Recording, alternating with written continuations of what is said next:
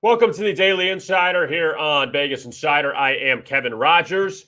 Friday, February 4th, 2022. We are getting closer to Super Bowl 56 between the Bengals and the Rams. And I saw someone actually put on Twitter, it's not Bengals, it's Bengals. So it's a very hard one to kind of keep saying. Make sure you're on top of that. But the Bengals and the Rams, they are meeting up in Super Bowl 56, not this Sunday, the following Sunday. So we still have plenty to talk about. Tom Carroll is going to join us coming up in just a moment. Tom Carroll of the Great Day Nation podcast, which you could hear on Vegas Insider, hosted by Hall of Fame kicker Morton Anderson. Tom's going to join us coming up in just a second. And we have all the props we want to look at. Westgate out in the Westgate Superbook in Las Vegas released them last night. And although some of the odds may have changed a little bit, still there's a lot to go over with that. There was a total of 36 pages of props. It's a lot. All right, we're going to go over that coming up in just a moment with Tom.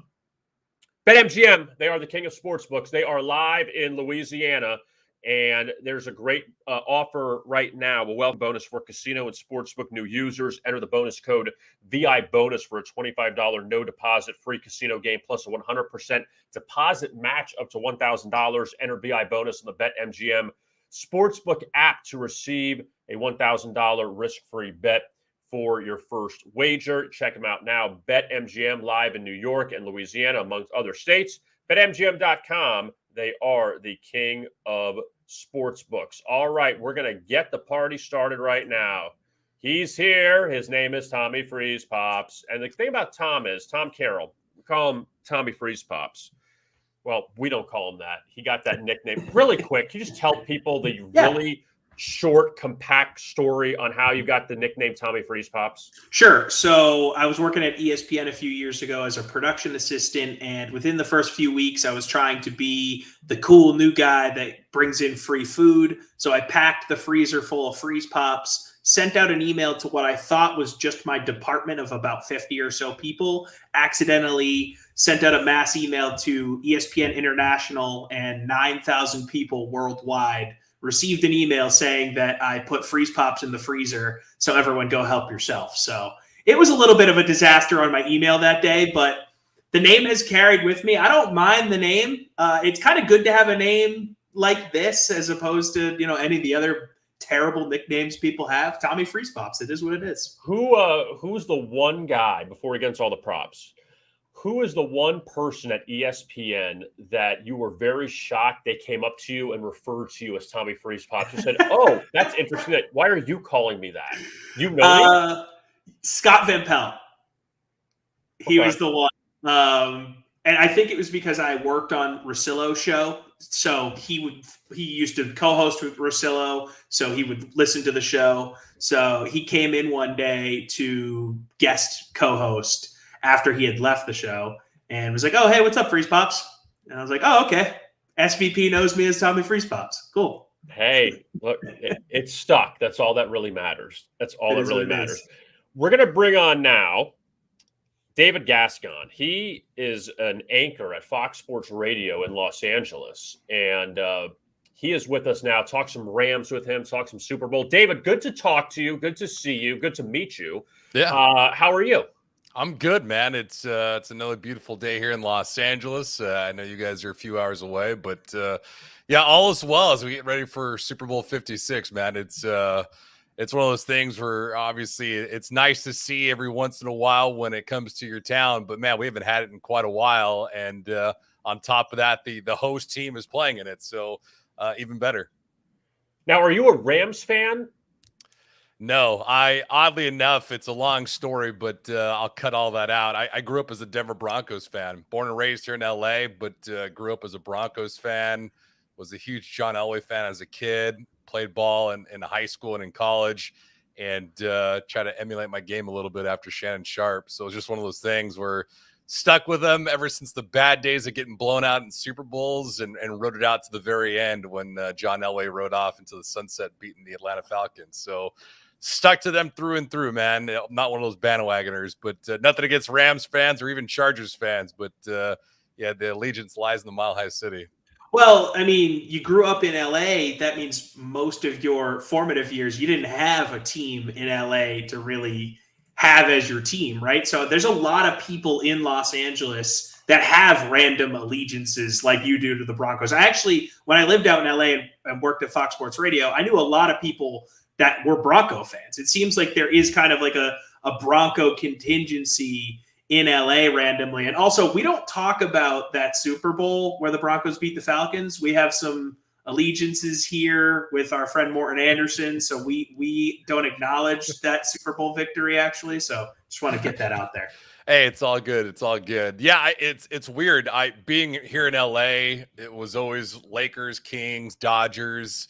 But outside of that, USC football was dreadful in the 90s. So you didn't get any kind of good football outside of UCLA football for a little while.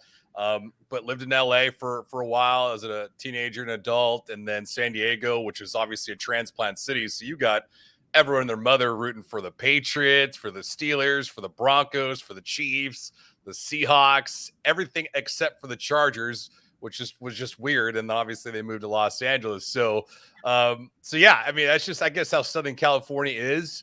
I don't expect to see an uptick too much with the Rams, whether they win the Super Bowl or not.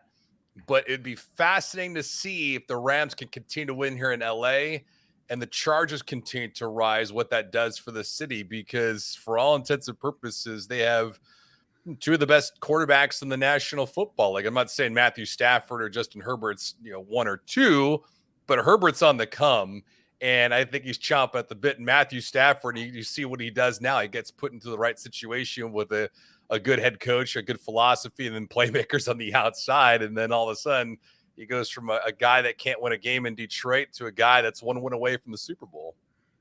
What's the excitement level there, David, in LA as far as A, the Super Bowl being there at this brand new stadium, and B, the hometown team? And again, like Tommy mentioned, the Rams were gone for a while. They were LA's team for a long time, went to St. Louis, had success in St. Louis, then came back to LA. Is it still people trying to feel it out, or people came back and their allegiances are there with the Rams? No, unfortunately, it's pretty mild and tempered. I think part of the reason why is this is a Dodgers and Lakers city, and this city bleeds Dodger blue. It loves the purple and gold, and I think more along the lines of, you got to show me once you get here. That's exactly what the LA fan base is like right now. I mean, it's a gorgeous stadium, SoFi Stadium, and the talent on the field is fantastic. You got Pro Bowlers up and down the roster, offensively and defensively, but I think it's more along the lines of like, hey, fool me once, shame on me, or shame on you. And with them leaving, coming back, Chargers coming in, I think more the allegiance right now has been to USC football, even though they've been awful in the last couple of seasons. So I think right now it's cautiously optimistic about their arrival here to stay, to win, and obviously to build something for the long term. It's unfortunate, but that's just what it is. I've seen stuff on social media with the Cincinnati fan bases, and it's nowhere near like that here in Los Angeles.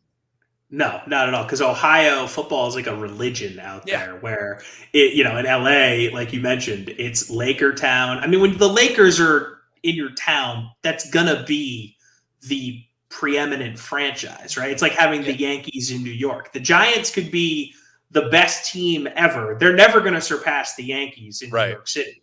And I know football is king, but it's just different. There's these Dallas, with the Cowboys, and Texas football is king. But, the Mavs could go on a 10-year run of dominance. They're never surpassing the Cowboys in Dallas. That's just what it is. The Rams, I think they know their place. They built that stadium. It's more of a real estate deal than anything, right? Like Kroenke just wants to have this destination for national championship games and Final Fours and Taylor Swift concerts, right? It's not, the Rams are almost secondary. There's 8 Rams games there a year, 10 if you count preseason, and then if they make the postseason, a couple. But it's more about having the stadium in LA than having the Rams play for the LA fan base. Yeah, it's so odd that you say that, because this is the NFL. Like, football is king. Right.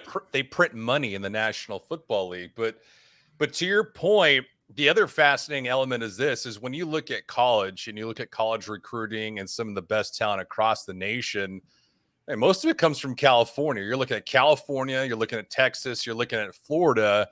And for as much as we breed out the football talent, the baseball talent here, Then all of a sudden, once you get to college, it dips down. You get USC and maybe occasionally a UCLA fandom that'll rise.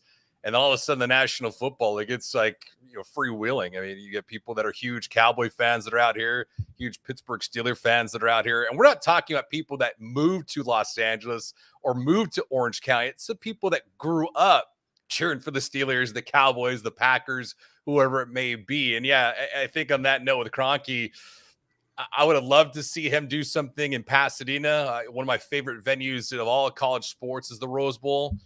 The elements, the excitement, the pageantry, and then the outliers out there, they're second to none. But yeah, they're at right now in Inglewood, right next to the Great Western Forum. It's an absolute zoo getting in and out. But I'll tell you what, guys, once you get in there, you get what it's all about. And obviously, the Olympics are around the corner. The Super Bowl is here. Plenty of things to celebrate when you're at SoFi Stadium. And of course, the drinking is a little pricey, but that's what pregame is for, right?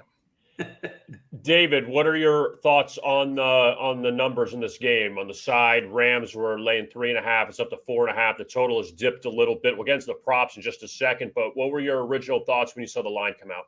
Yeah, it's one of those things where when you look at the line and you look at the teams, you think, okay, what are my eyes telling me and what is my heart telling me? I thought the same way in the Kansas City game when Kansas City was laying 7 and the Rams were giving 3.5 against San Francisco. That game against the 49ers was just so fascinating when you think about it, because Rams had the talent and you figure the coaching is a wash. The defenses are a wash. And then all of a sudden, all the plays that the Rams made, they kind of gave away with a pick in the end zone, a couple questionable calls by Sean McVay. And then here come the Cincinnati Bengals, who nobody thought would get here. Their over-under total in wins was like 7.5. All of a sudden, they get the double digits. They go into the playoffs. They eke out a victory against the Raiders. They go to Tennessee and kick nothing but field goals, it felt like. They beat Derrick Henry and the Titans. And all of a sudden, Kansas City, the big boys in the block, blew a 21-3 lead. And guys, I mean, I can't say that it's just this magic carpet ride, because if you were an NFL franchise, you would take every single one of their playmakers offensively. You would take Joe Burrow in a heartbeat. You'd take Joe Mixon. You'd take Chase. You'd take Boyd. You'd take Higgins. And so the only thing that you felt like is their weakest point is their offensive line. But against Kansas City, they didn't yield as many sacks as Patrick Mahomes and that offense did. They even gave up 1 sack to Joe Burrow. So when I look at this line, it just tells me, obviously, that the Rams are the public favorite. A couple of different reasons. One is because of the offense, the notoriety. And 2, I think people are still sleeping on Cincinnati. But the fact that they have made adjustments in each half against Las Vegas, against Tennessee, and then against Kansas City, I mean, tells me something. You don't get a lot of teams that do that, and they've effectively done it well against some of the best teams for whatever reason it may be, whether it's run heavy or pass happy. They've done it. And so I like the line for Cincinnati, and I also like, oddly enough, the field goal props. So I'm going to be all in on that. Typically it's over 3.5, so I'll be sitting on that pretty heavily. Yeah, you mentioned the field goal props. I actually, was going to get to this, but since we're talking about it, I like Evan McPherson for over made field goals at 1.5 field goals made, minus 150. He's 12 for 12 this postseason, 84% on the year, and only 5 times the entire 2021 season has he had less than 2 field goal attempts on the season. You have to imagine that they're going to ride the hot foot of Evan McPherson here at SoFi in Super Bowl 56. So I like it, man. We're riding with the kicker props here.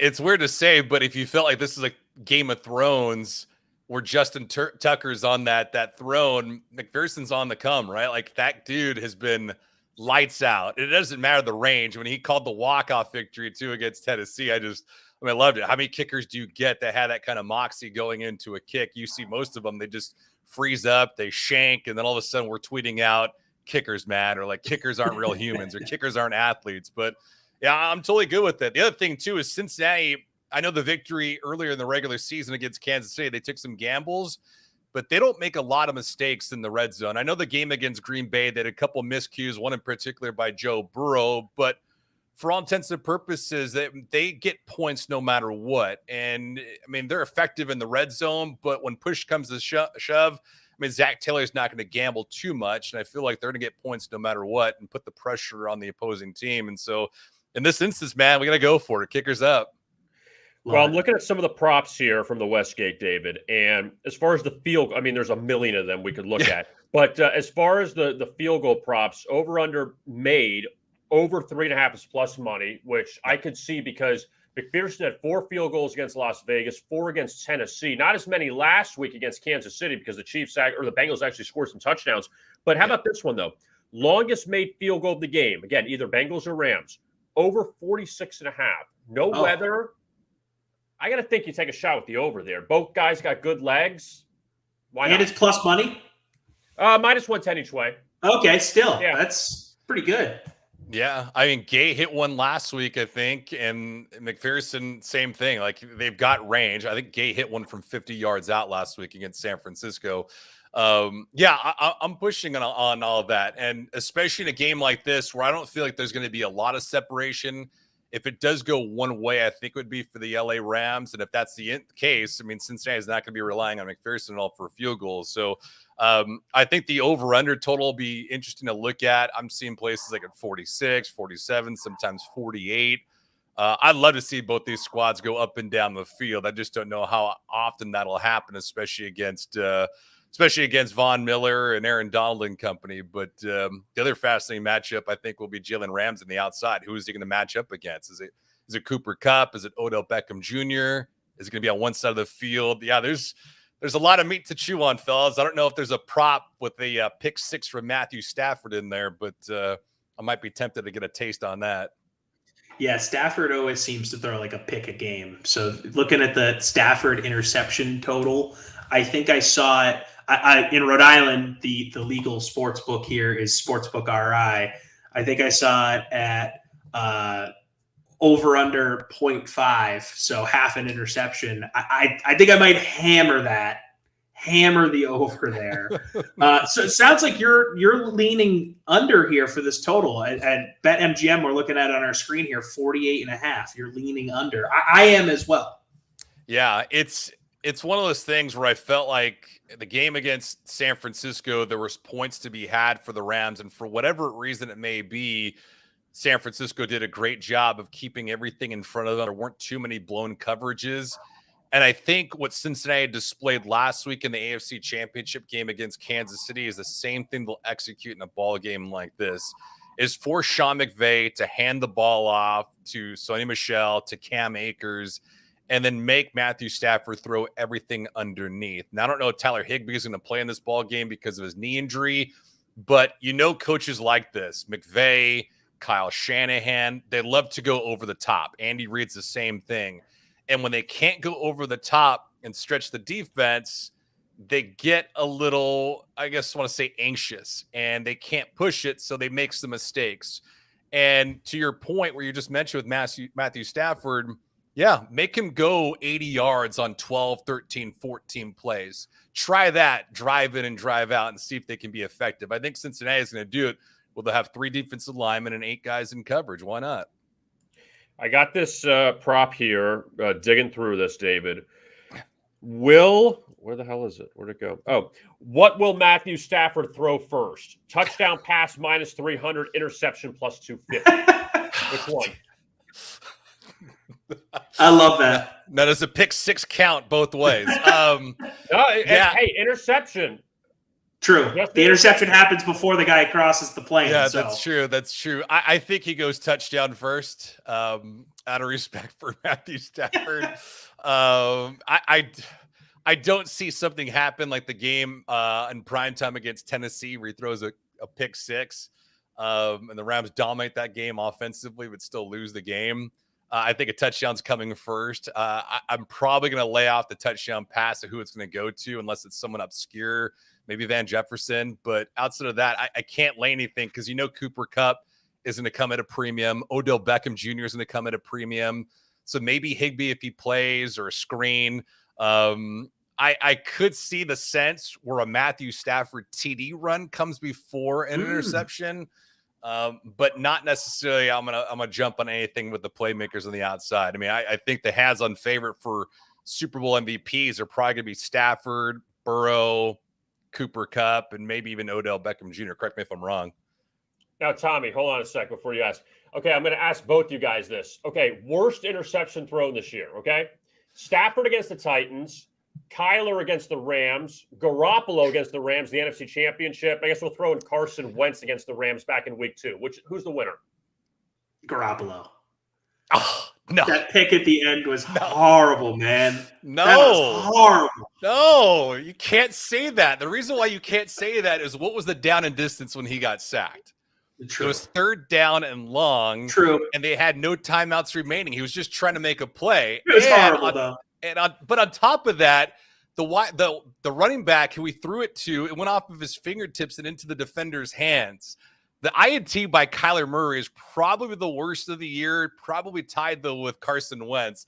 Guys, I think those are 1 and 2. Matthew Stafford gets glorified because of the circumstances. A primetime affair. Rams are at home, and he does that. He does that in front of his wife and family and everybody here in LA. But yeah, I got to go with Kyler. Kyler was horrible too. That was embarrassing. That was. You know what the worst part about that Kyler Murray interception was, and not to like change all of history, but the play before was that AJ Green, I still thought was a catch. Remember, he got hit and then they called it an incomplete pass. Yeah. That would have been a first down. Arizona would have had it like at their own 25 or something, but out of the shadow of their own goalpost. And then Kyler had that silly play and it was 21-0. It could have been 14-3, 14-7 if the Cardinals scored. Totally screwed everything up. Well, don't forget the pass that Stafford threw last week in the NFC Championship game that Tart should have picked off. That was just a ball thrown by Stafford into the middle of the field. There were 3 defenders that were around, 1 wide receiver, and all Tart had to do was pull it down. That probably would have been the worst of the year given the circumstances and the time of the game. But yeah, it's fascinating. You change one play, and then all of a sudden, bad things happen. And don't forget the David Tyree catch. I mean, he doesn't make that grab. We have no upset in the Super Bowl. So it's fascinating. It's another Super Bowl we don't talk about. Okay? No, we keep talking about it. It's fine. Keep doing it, David. It's okay. Believe me. You have enough Super Bowls, Tommy. It's fine. That was the one, though. That was the one. I trade 2 Super Bowls for that one. Are you kidding me? Easily. Oh, man. To go undefeated and win the Super Bowl? To go undefeated, I do feel that when you lose to Nick Foles in a Super Bowl, that's pretty bad. The fact that Tom Brady went for over 500 yards and Gronk went for over 100, did not punt, and they still lost. While Malcolm Butler's sitting on the bench and no one knows why. Yeah, I can understand why Brady was PO'd after that one. Yeah, I mean, that would sit with me for a long, long time. You never think a team's going to go undefeated, especially in the National Football League. So that obviously would have been a dream ending. But, man, losing to Philadelphia the way they did was, I don't know, that's horrendous. I didn't enjoy any of the Super Bowl losses, just to get that on the record. But, hey, you're right. I'm spoiled. Everyone hates Pats fans, yada, yada. I get it. Hey, listen, you get the breaks, right? You get the tuck rule. You get Casey kicking one out of bounds, and all of a sudden Carolina gives you short field. You get D Ford putting his hand over the line of scrimmage. Right, yeah. You don't hand the ball out to Marshawn Lynch, and then all of a sudden that game ends. So you've had things go your way for quite a while. You're right. You're totally right. Tommy, call the wambulance, okay? I mean, think about it. All of that happening, on top of that, you get a World Series, you get a Stanley Cup, and then you get an NBA title. Like, you get everything. You got all 4 things. It's been great. Look, I'm 29 years old, so I really know nothing else than the winning. I mean, Tom Brady took over as quarterback when I was in the 4th grade. Right. So for 22 of my 29 years, I have watched Tom Brady play football. So it's going to be strange for me next season to not see him on the field. But who knows? Maybe he'll get the itch. Like, August 15th, that his arm will start tingling a little bit, and there will be a training camp injury out in Vegas. And, Brady will say, you know what? Yeah, sure. Let's bring the show on the road. I don't know. I'm totally making stuff up right now. Yeah, with all due respect, I think Giselle's putting all of his football equipment into a bag and then dropping it off into the Atlantic Ocean. I don't think there's any chance in hell. I don't even think Gronk can talk him out of coming back from retirement. That when's ship he has sailed. retiring? Yeah, I don't know. It's weird, right? Like he was left for dead. Was supposed to be traded to Detroit. Did not get traded there. Stayed in New England. Got traded, obviously, or got his outcast to Tampa Bay, and then all of a sudden he revitalizes his career. But I mean, Gronk showed no flashes this year or last year of slowing down. I know he's been hampered with injuries, but that's what happens when you're a dual threat at tight end, blocking and receiving. But when the guy was a monster this year, despite the fact that Chris Godwin went down. So that's a good question. I don't know. He's going to walk in or party his way into the Hall of Fame whenever he does call it quits. But yeah, man, I mean, the struggle is real for you, just like it is for Bengals fans that are 8 and 9 years old right now, parting with their adults that are like in their 40s and 50s that have never experienced winning. So I have absolutely no sympathy for those in the Northeast. None at all. Fair. Very fair. David, you said you're a lifelong Bronco fan. Do you think Aaron Rodgers goes to Denver next season? I would love it I love to see that happen. I mean, you think about the careers of quarterbacks in Denver. Elway didn't win 2 until he was 37 years old, 38 years old on the back end of his career. Peyton Manning had a fused neck, comes off the tarmac and throws for over 50 touchdowns. And then all of a sudden he guides them to one Super Bowl, gets blown out, and then gets dragged to another Super Bowl. And I think kind of saved that season. He came back in for Brock Osweiler, recovered. But you go to Denver, you're going to pick up 5, maybe 6 yards on your fastball. And Rodgers didn't slow down at all last season. He's probably going to win the NFL MVP. The year prior to that was a good one as well. I mean, he hasn't fallen off a cliff. And so if you're Aaron Rodgers, you want to go somewhere that's not rebuilding. He said that a couple weeks ago. You want to go to a contender. Green Bay doesn't want him in the conference. So where do you go in the AFC? Indy, Denver, Las Vegas.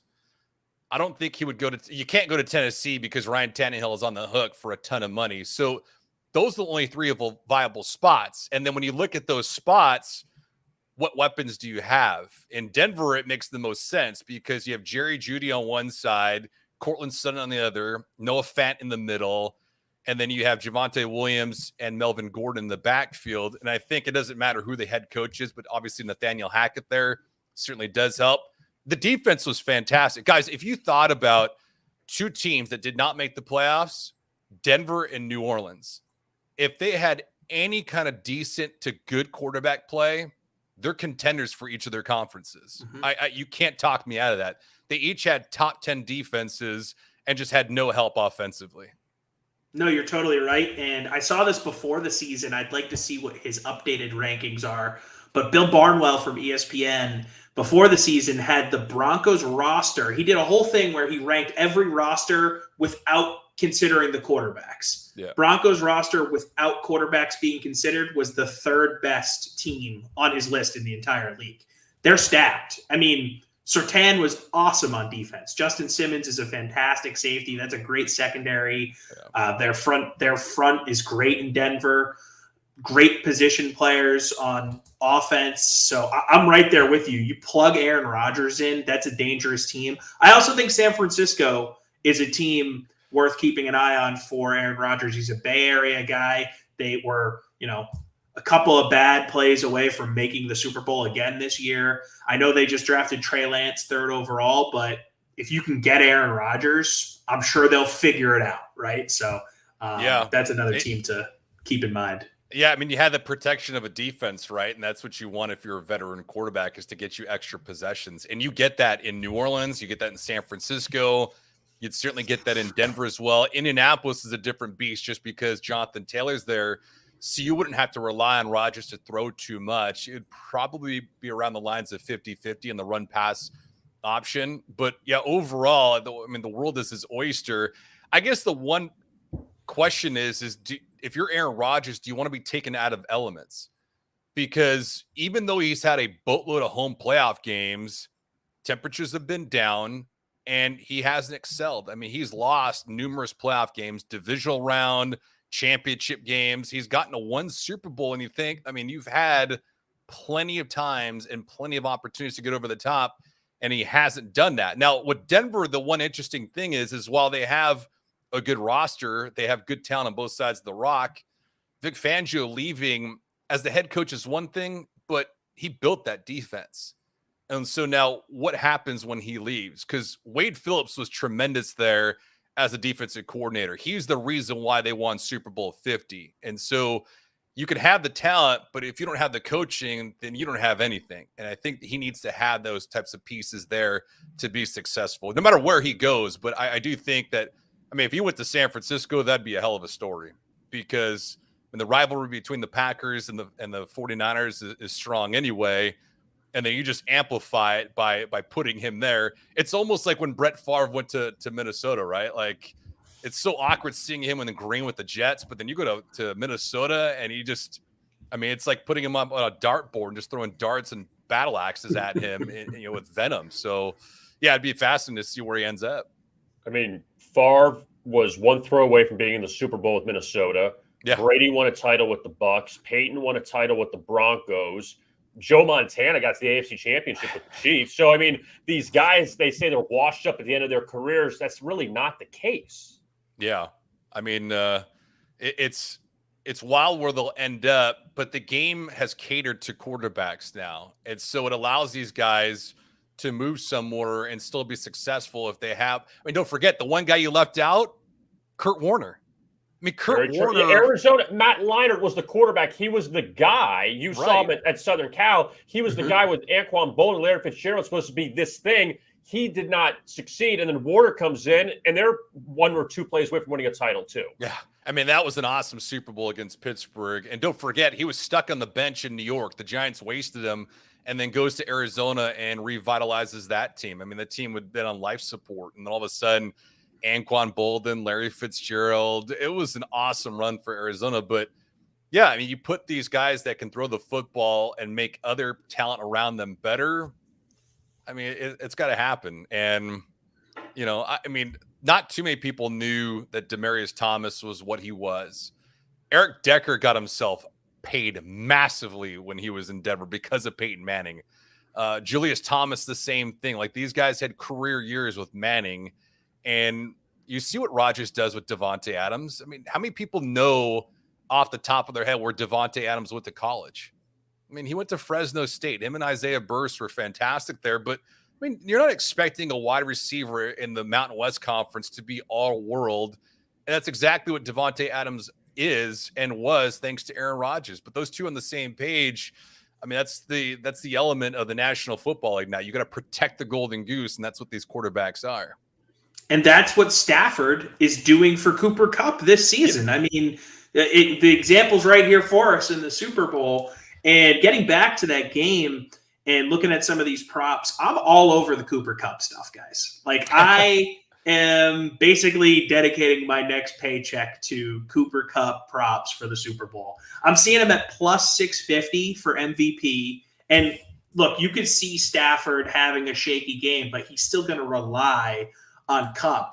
And I'm looking at pass catchers over the last few Super Bowls. We've got Travis Kelce with 10 catches in Super Bowl 55. We got Tyreek Hill with 9 catches in Super Bowl 54. We've got Edelman with 10 in 53. We've got Nelson Aguilar with 9 catches in Super Bowl 52. Gronk with 9 catches in that one as well. And his over-under is at 8.5 catches.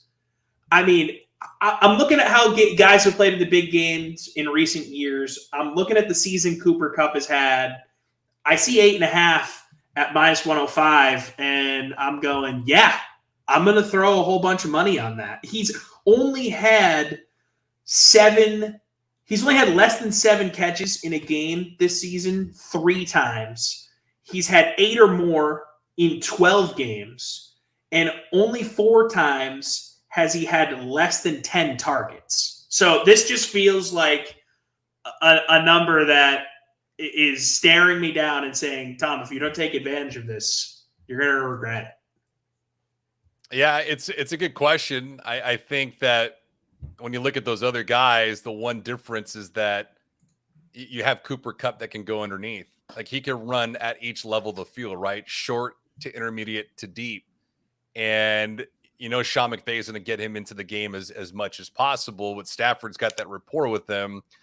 Well, the problem is that, Cincinnati is looking at those numbers as well. That dude was the Triple Crown winner. I mean, that's the one area that you're thinking, okay, how many guys can beat us? Cooper Kupp's one of them. Odell Beckham Jr. is the other. So if they executed what they did last week in the AFC Championship game where they neutralized the Chiefs offensively for the third and fourth quarter, I got to imagine they're going to do the same exact thing. I would be more inclined, if anything, to bet his reception total over than yardage, just because that a lot of checkdowns and a lot of plays underneath will be to him, not so much the yardage over. Not to say that he can't do that, but I'd be more inclined with the receptions, not the yards. Yeah, and his over for the yardage would be 104.5. He did that 13 times in 2021. He had less than 90 yards only twice the whole season. Both times they played Arizona, he was in the 60s randomly. But other than that, the guy has been a yardage machine. But I actually agree with you on that, David, because the Bengals defense is one of the worst in the NFL at defending the tight end position. And a lot of those tight end catches you see typically are underneath the defense, up the seams a little bit. And with Higbee likely being out or limited, I feel like you're going to see Cooper Kupp exploiting that level of the Bengals defense that's bad at covering, that tight ends, that underneath the defense type of stuff. They're 26th in the NFL at defending the tight end position. So I could see Cooper Kupp, oddly enough, benefiting from that weakness with Cincinnati, with Higbee being out. Well, not only that, but it's also the strength of the Rams, because when you think about what they have, is Stafford has a powerful arm.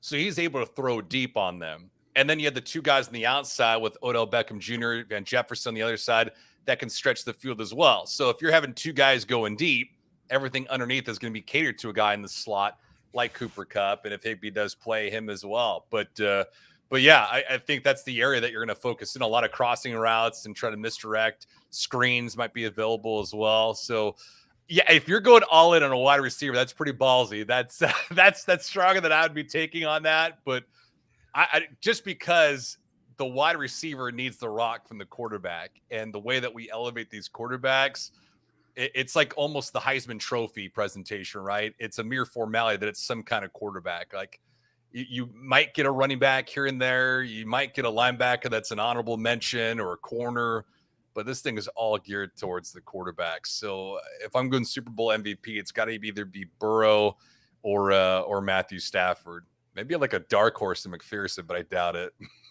McPherson, what did you say the other day, Kevin? He's got like really long odds. Yeah. $5 on that. Why not? I mean, that is where you need this to have the Bengals win. They kick 5 field goals, or they get 5 field goals and a touchdown. Like that's the only way, and a walk-off. That's the only way McPherson wins this. That'd be awesome. That goes back to when Indy played Chicago in the Super Bowl, and there was like this long odds-on favorite for Devin Hester to return the opening kickoff for a touchdown. Just a little sprinkle, guys, just a little taste, and all of a sudden that pays for your entire weekend. Exactly. Now, the final thing, David, before we let you go, we appreciate your time. Zach Taylor spent 2 seasons as an assistant under Sean McVay. Now, he was a quarterback's coach. Granted, it was with Jared Goff, not with Stafford. But is there any way that Taylor has any kind of, I don't want to use the term intel, but any kind of advantage over Sean McVay by working with him? Or do you think it's the opposite because McVay, he was because Taylor was on his staff? Do you think there's any advantage there with Taylor with the 2 years he spent with McVay now coaching against him in the Super Bowl? Yeah, it's a valid question. I think when you look at the closest comp, it'd be the NFC Championship game. Kyle Shanahan and Sean McVay, good friends, obviously in DC together. I don't think there's too much that you can get away with Zach Taylor being in Los Angeles under McVay. I think the styles of play are a lot different too, because you look at Cincinnati and how they're structured. They are a balanced football team. They're not pass happy like you would with the Rams. Like with the Rams, when you watch them play, and I have throughout the course of the season, I just feel that there's certain games that they play in that they get away from the run for whatever reason it may be. and they could be ripping off 5, 6, 7 yards a clip, but they get away from it.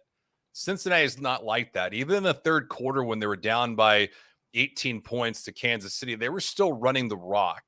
And I think with Zach Taylor, he has the advantage in knowing what the tendencies are of Sean McVay. But since they're different conferences, I don't think Sean McVay paid too much attention to what the Bengals are doing. Not to say that he doesn't care about his friend in Cincinnati, but I think that the offensive styles are drastically different. That I think if one team were to have a little bit of an advantage, it would be Cincinnati to LA, just because, they like to be more one-dimensional when it comes to the passing attack, where Cincinnati will go ground and pound if they need to. They can go chase over the top, Higgins, or even Boyd down the middle of the field. And that's the one area of the defense that the Bengals are going to expose, guys, is the linebacking crew for the Rams is not that good. And when you pull off Eric Weddle from the scrap heap in the secondary, there's going to be plays to be made for Cincinnati. I don't think there's any question about it. The one thing that I am cautious about, though, is that Cincinnati's offense, I know it woke up in the third and fourth quarters last week in the AFC Championship game, but it was rather dormant against Tennessee and Las Vegas. And I'm just hoping to see that offense from the regular season where Joe Burrow was carving everyone and their mother up. I mean, he lit up the Ravens, he lit up the Chiefs. I mean, he came on like a gangbuster, and I expect more of that with an extra week to prepare against a Rams defense that has some gaping holes in the middle of the field, and in particular the secondary. David, before we let you go, since we were talking about it, breaking news. Well, not breaking news, but we got an update here on the Aaron Rodgers situation. This from Jared Stillman down in Nashville, the ESPN affiliate down there. Aaron Rodgers has purchased land and is in the process of building a home in the Nashville suburb of Franklin. Also, sources say Rodgers is open to joining the Titans. According to another source, they say Packers teammates do not expect Rodgers back in Green Bay. So add the Titans to Aaron Rodgers' watch list. Buying land down in Nashville. Okay, that is, out of respect, guys, I don't recommend, unless you got truckloads of money, I'm not buying property in California for two different reasons. One, the real estate market is really hot right now, so it's a seller's market. Two, the taxes out here are ridiculous. Tennessee is a pretty decent tax haven for a lot of individuals, and so the city of Nashville pops. If you're going there for entertainment, to get away, to live, that's not a bad location to go to. Most of the people I know that are moving from California are going to Austin, Texas, or going to Florida, whether it's like Tampa or down in Miami. But Nashville's a smoking hot city to go to right now. I just can't envision him in a Tennessee Titans uniform. And then plus, what do you do with Ryan Tannehill? He's owed like $29 million. I think it's guaranteed. So that's a truckload of money. I know Matt Castle was on with Colin Cowherd yesterday talking about that situation. I think it's just more for recreational purposes and comfort of Tennessee than it is here in California. I could be dead wrong, but I'm not betting on that. David, I don't see it. It's fine because Aaron Rodgers will go to the Titans and the Broncos will get Ryan Tannehill. So it works out for everyone. Wow. Listen, I'd rather take like Brock Osweiler back. I would take Teddy Bridgewater back. I'd take Drew Lock back, right? I'd probably take Peyton Manning right now in his retirement mode back before Ryan Tannehill. I just as a Broncos fan, but you see it, right? Like you see it across the National Football League. There's clubs quarterback away from the red, and you get that, and the world changes for you. Like Joe Burrow was mauled by Tennessee in that game, and they think a quarterback to pick himself up like that. I mean, the dude's a baller. I mean, that dude can played at LSU. Bengals fans are going to be comfortable. I mean, their best team guys. Palmer before his knee got shredded against Pitt. He had in the slot.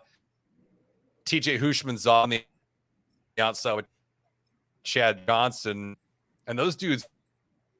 That was was a really good team. And Pittsburgh took him out early on. The last seen until obviously now. Seems like we're losing David here at the end here. So David, if you can hear us, thanks for joining us, man. I think you froze up on us at the end there.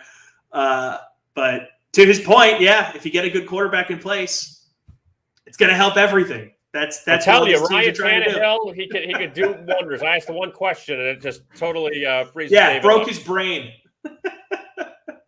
Oh man, that's great. So, but he's David Gascon. Let's see, he's Fox Sports Radio. Mm-hmm. Let me see if I could just get him on, just to see if we could exit and say goodbye to him. Let's get him back in here. I knew that was going to happen. All right. We'll thank David off the air, but David Gascon from Fox Sports Radio out in LA. And before we continue, Tom, because I want to go over a few props with you, I want to tell everyone about DraftKings. They are, you know what, DraftKings, the championship series, the GOAT. I've said this before, Tom, that he's wandered down to Louisiana because now DraftKings is legal there. He wears that crown proudly, and he says, no one's taking this from me.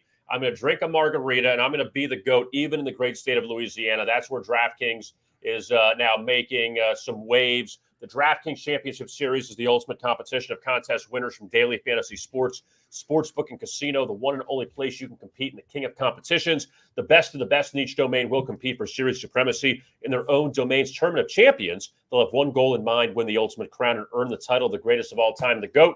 That's right, that GOAT. He is there. He's going to say hello. You can say hi to him. Just don't take his crown from him because he'll be upset. DraftKings Championship Series. Check it out now at DraftKings.com. Now, I'm going to put some things on the screen really quick, Tom. And now This is from you. This is from your own betting account. Yes. All right. We got two of them. We couldn't fit them all in one. All right. So tell us what you like for the Super Bowl. Sure. So this is with Sportsbook RI up here in Rhode Island, the only legal book in the state.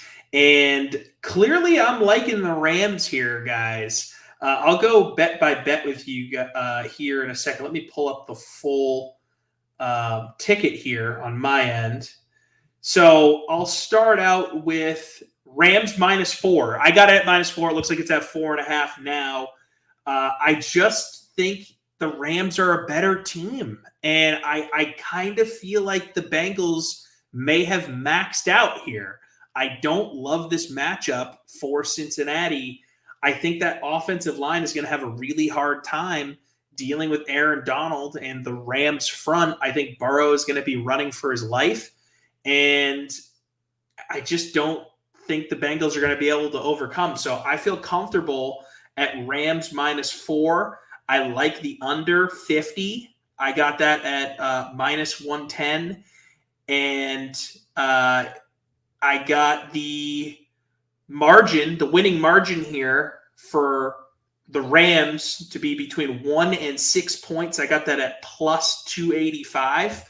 Because while I think the Rams will win, I do think the Bengals are scrappy enough to keep it close. I said on the preview show we did directly following the NFC Championship game on Sunday that I thought the final score was going to be 24-20. And I really feel strongly that it's going to end in that range. So I figured throw a few bones on that one. And for my last game bet here, I went with Rams double result because why wouldn't I do that? If I think they're going to win and I think they're going to cover, throw some money on the double result. Makes sense to me. So that's where I'm going when it comes to the game. Wanted to get those bets in while those numbers were where they were. I know there's not going to be a ton of line movement, but I kind of liked what I saw there. I like getting it at under 50 as opposed to 48.5. Gives me a little bit more wiggle room. So that's where my head's at. I don't know. I know that you're kind of waiting to reveal or kind of get the real money out there. The internet doesn't forgive. Once you say something, that's what it is forever. So have you yet gotten there where you feel comfortable, or you're still going to wait a little bit longer? I'm leaning more Rams now. I just think that Cincinnati, Tom, they've just lived on the edge for a while. And like David mentioned, that you got to remember one thing in the Chiefs game. Mahomes doesn't throw that terrible interception. That was 21-13. Okay, the Chiefs held the Bengals to a field goal. It was 21-13, and then Mahomes threw that terrible pick. Chiefs go down and score, do something as 24-13, maybe 28-13, game is over. Mahomes kept them in that game, and the Bengals had the ball like at the 30-yard line or whatever it was, and then went down, scored, and got the 2. All of a sudden, it's a 21-21 game. I just think that Kansas City threw away so many opportunities in that game. And again, this is not trying to disparage Cincinnati. Right. They've won 3 games. They've won 2 on the road against the top 2 seeds. It's a great job what they've done. The Rams destroyed the Buccaneers.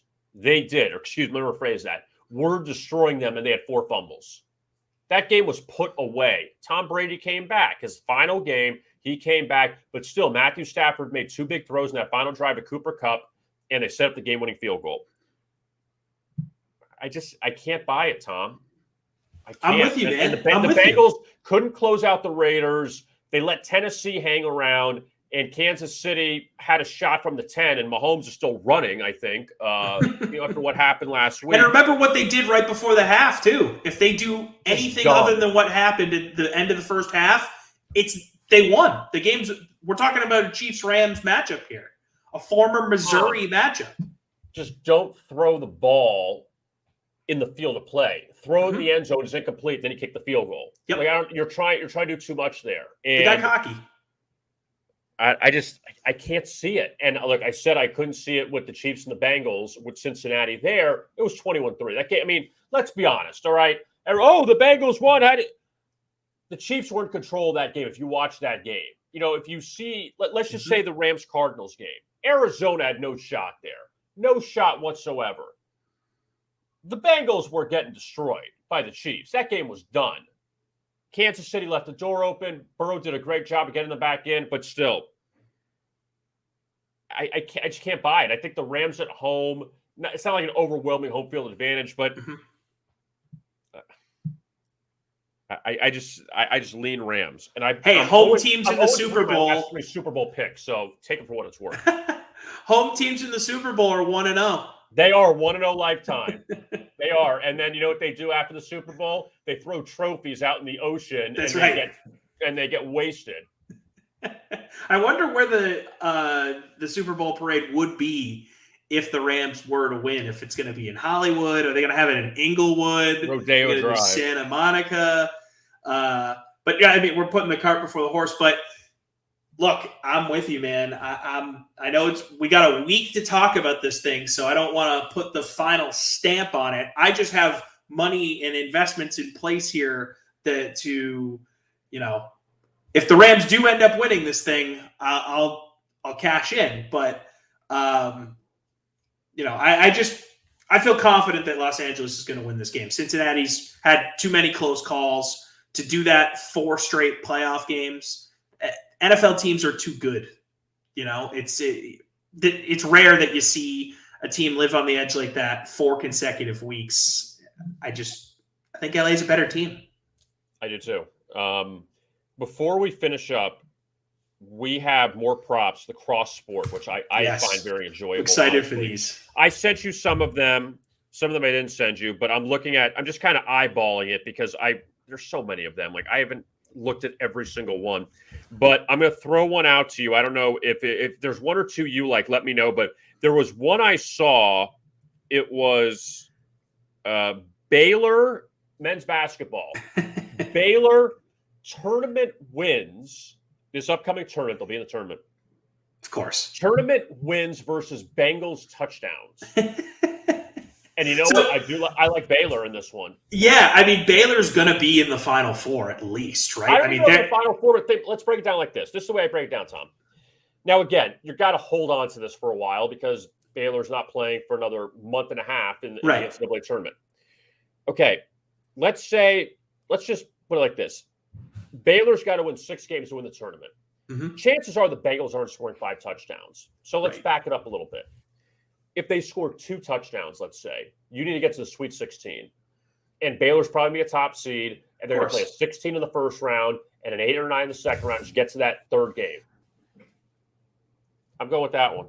I like it a lot, actually. And I hadn't really thought of it like that, where, yeah, the Bengals, if they score 5 touchdowns in the Super Bowl against this Rams team, I mean, that's incredibly impressive for this offense to do against that defense. So, yeah, I actually make a little note of that right now. Yeah, write that one down in your notepad. Here's another one. I like that a lot. Where was the Steph Curry points minus 3.5. Steph and the Warriors play the Lakers next weekend. Steph Curry points minus 3.5 against Bengals points. Yeah, I mean he's in the high 20s, right? Averaging per game. So if you get 30 with Steph, let's just say you got to win that one by 4. I don't know that the Bengals are putting up 30. So I kind of like it too. I like where your head's at here, Kevin. You know, you're utilizing the resources we have. If I lose, then it's in a bad place. How about this one? I liked this one. Nikola Jokic, the defending MVP of the NBA, points, rebounds, assists over Odell Beckham Jr. receiving yards. You got Odell Beckham Jr. at minus 16.5. So Beckham's got to get 17 or more yards receiving than Jokic has points, rebounds, and assists. Yeah, in a game against the Raptors the day before the Super Bowl. All right, so Beckham, you better hope that he doesn't have 100 yards receiving. But Beckham, you have to think that they're going to go to Kupp more than Odell in the big game. You are all right? over this Cooper Kupp thing. I'm in. You are going Jim Fossil, all the chips in the middle of the table. Push it all in, baby. But here's the thing with Beckham. He's been such a great addition, but part of me thinks he can get like 30 yards. Like, that's where I'm not. Beckham, we haven't seen that huge breakout game from him. He's almost like a second option because of what Kupp does. So if Beckham gets even 50, you got to think that Beckham 50, you need, 35, 34 from Jokic, points, rebounds, and assists. And he's a triple-double machine at times. Yeah. Is that he's averaging close to a triple-double. If Beckham gets 50 yards receiving, I think you can win the Jokic bet. I mean, I don't have his numbers in front of me, but just watching a lot of Rams football this year, because they've been on our TV a lot when Odell's been with them, he's good for like 3 or 4 nice.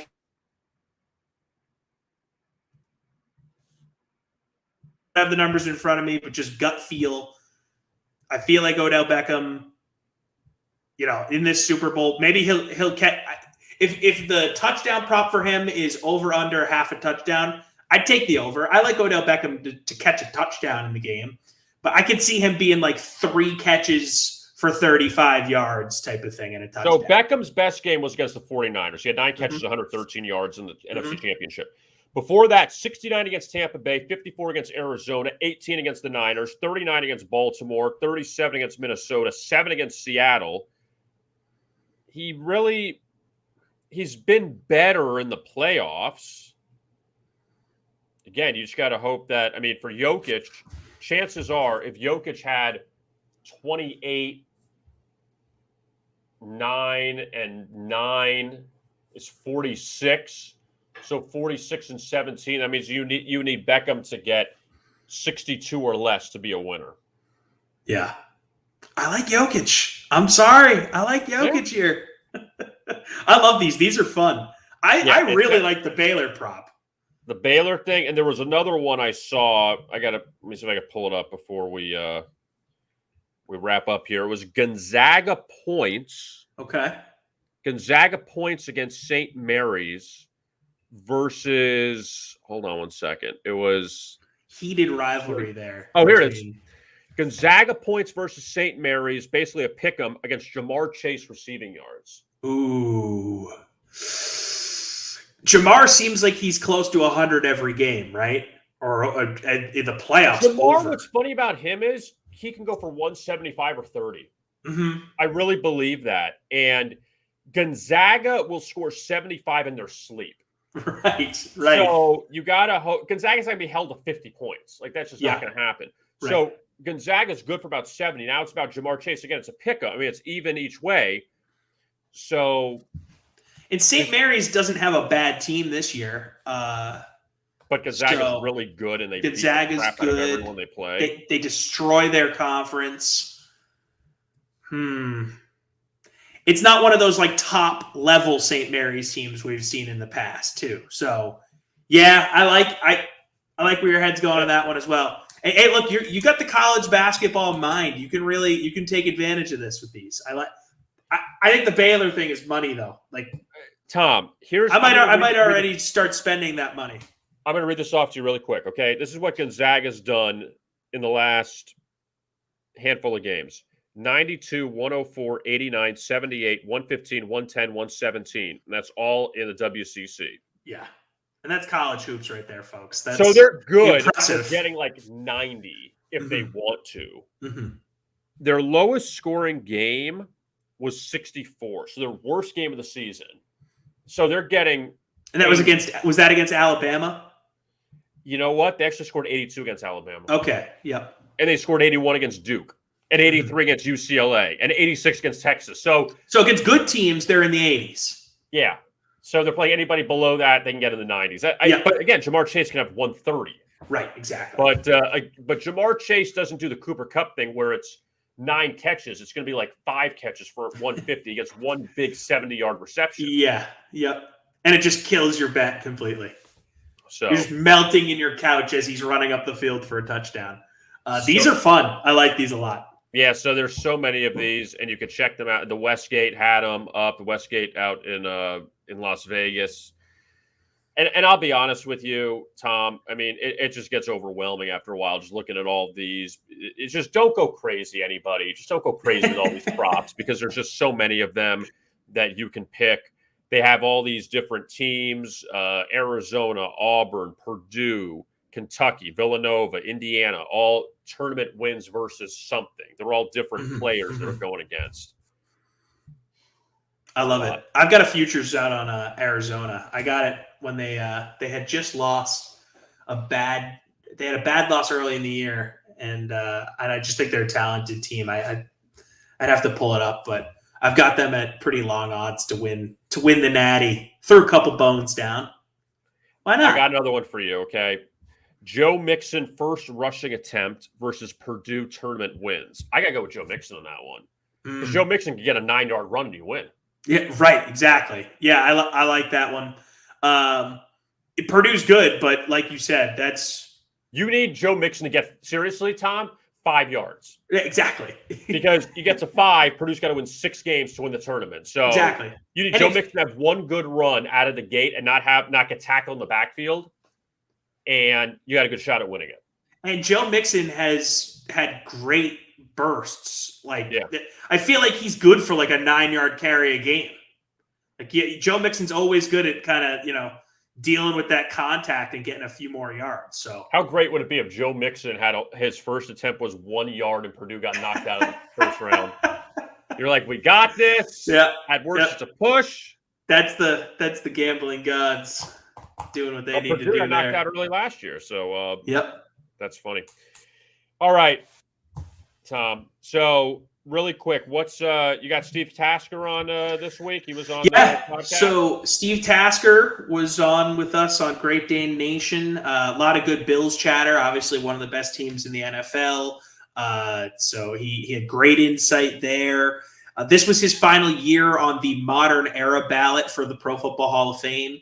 So we talked to him about missing the Hall of Fame. He's arguably the greatest special teamer in NFL history, 7-time Pro Bowler, 7-time All-Pro while playing exclusively special teams. He won a Pro Bowl MVP as a special teamer. I mean, the guy is special in that spot, but the Hall of Fame has not deemed him special enough to have that bronze bust just yet. So it was cool to get his insight on that, especially now with Devin Hester as a finalist coming up here.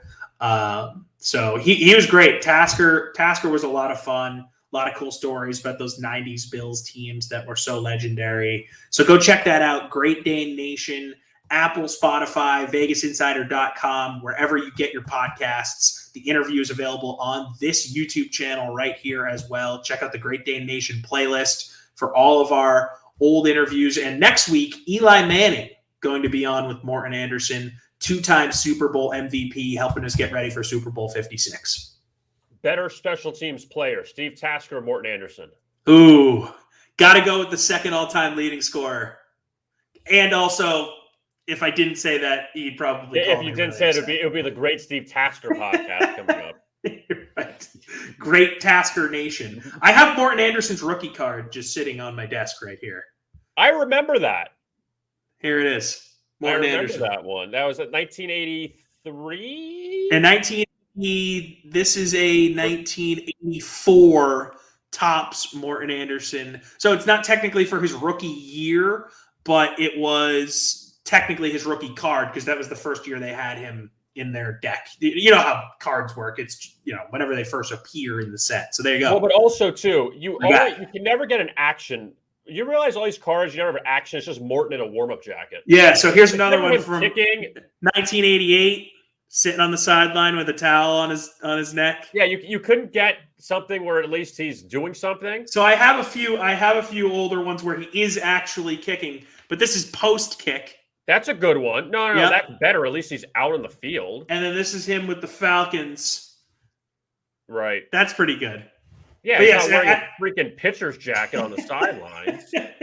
Most of his older cards, it's like a close-up headshot like that of him with a jacket on. But yeah, so as you can see, I have a Morton Anderson card collection. I only have 4. So are those cards worth anything? It's this one was like $3 on eBay. Was that out of your Beckett magazine? No, I literally bought this on eBay because I was like, I think it'd be funny to have a Morton card. And then when I was digging through my card collection, while people have done during the pandemic, I just found these in there. All of them are worth around $1. So there you go. Hey, I collected cards a long time ago. I probably had a few Morton Anderson cards. Yeah, pretty special. I mean, they had that. There's a Joe Montana card, I believe, where he's like on the phone. It's like that's the best you could do is Joe Montana talking on the phone upstairs. So it's funny you mentioned that, and I know we got to go here, but I over the course of going through my card collection during the pandemic, I became sort of a Tom Brady rookie card collector. And, I don't have any of the top level stuff that's getting sold for millions of dollars, like I'm sure people have seen over the last few days. But I'm finding some for good value online and trying to scoop them up. And maybe in a few years, they're worth some money. Here's one of Tom Brady, the most valuable Tom Brady rookie card I have is of him wearing sweatpants at practice. Like he had a really big meal earlier in the day. He couldn't fit into his game pants. And just one other funny one, because I think you get a kick out of this. Here's him with Giovanni Carmazzi on a rookie card. Right, that was the guy who got drafted ahead of him by the 49ers. Right. And where was he from? He wasn't from Louisville, was he? No, wasn't it like Hofstra? Dave Lagone, I think. Wasn't he a Hofstra? Maybe you're right. It's something. It's like a weird program. Yeah. And then Hofstra doesn't even have a football program anymore. Right. They discontinued. Last funny Tom Brady rookie card for you. Dave Stashlewski sharing this rookie card with Tom Brady. I don't even believe legend. I don't think he ended up even making the roster. I believe he got homesick during his rookie training camp and left the team. So there you go. Fun history lesson in Massachusetts. You're just done. We'll get out of there. So that's all the good stuff I have, Kevin. All right. Well, I know there's plenty more in the collection that we'll see eventually. Tom Carroll, Tommy Freeze Pops, joining us here. He's going to join us every Friday on the Daily Insider, and very much appreciate him joining us. And look, also, David was great too. David Gascon from Fox Sports Radio. Unfortunately, at the end, it kind of crapped out there. Yeah. Again, it was a Tannehill question. We were doing just fine. Going to let him go, but we broke his brain. I had to go the Tannehill thing, and it was done. But our thanks to David for joining us as well. I am Kevin Rodgers. Thanks a lot for tuning into this edition of the Daily Insider. And as always, best of luck with your bets.